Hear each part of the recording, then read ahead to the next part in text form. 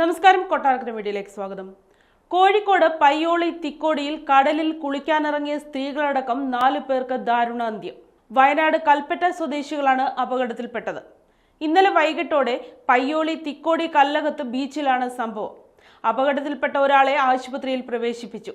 കൽപ്പറ്റയിലെ ജിമ്മിൽ ഒരുമിച്ച് പരിശീലനം നടത്തുന്നവരാണ് അപകടത്തിൽപ്പെട്ടത്. അവധി ദിവസമായ ഞായറാഴ്ച ഇവർ പയ്യോളിലെത്തിയതായിരുന്നു. ജിമ്മിലെ വനിതാ ട്രെയിനർമാർ ഉൾപ്പെടെയുള്ള സംഘമാണ് അപകടത്തിൽപ്പെട്ടത്. മുണ്ടേരി സ്വദേശി Faisal, Kalpetta north CPM local committee അംഗം വിനേഷ് എന്നിവരാണ് മരിച്ചത്. ജിൻസി എന്ന യുവതിയെ കൊയിലാണ്ടി താലൂക്ക് ആശുപത്രിയിൽ പ്രവേശിപ്പിച്ചു. 5 പേരും തിരയിൽപ്പെടുകയായിരുന്നു. ഇവരെ ഉടൻ തന്നെ പുറത്തെടുത്ത് ആശുപത്രിയിലേക്ക് കൊണ്ടുപോയെങ്കിലും 4 പേരെ രക്ഷിക്കാനായില്ല. കൽപ്പറ്റയിലെ ജിമ്മിൽ പരിശീലനം നടത്തുന്നവരും ട്രെയിനേഴ്സും അടക്കം 26 അംഗം സംഘമാണ് ടെമ്പോ ട്രാവലർ തിക്കോടി കല്ലകത്ത് ബീച്ചിലെത്തിയത്. വിനോദയാത്രയ്ക്ക് വന്ന സംഘമാണ് അപകടത്തിൽപ്പെട്ടത്. അവധിയായതിനാൽ ബീച്ചിൽ നല്ല തിരക്കുണ്ടായിരുന്നു.